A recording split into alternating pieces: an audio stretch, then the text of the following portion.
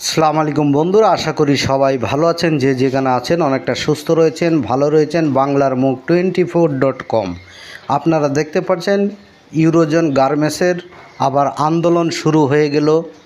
তাদের এখন দাবি যে আমরা এত বছর চাকরি করেছি, আমাদের এককালীন টাকা দিতে হবে। তাই নিয়ে শ্রমিকরা দেখতে পাচ্ছেন রাস্তায় অবরোধ আন্দোলন করে যাচ্ছে।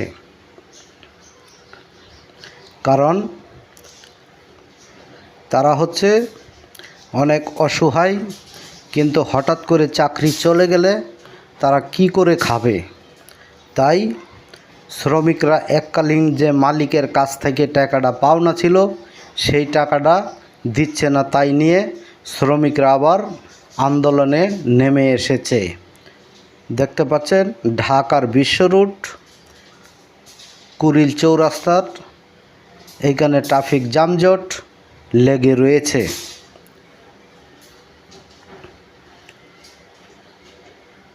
ধীরে ধীরে বন্ধ হয়ে যাচ্ছে বিভিন্ন রকম গার্মেন্টস।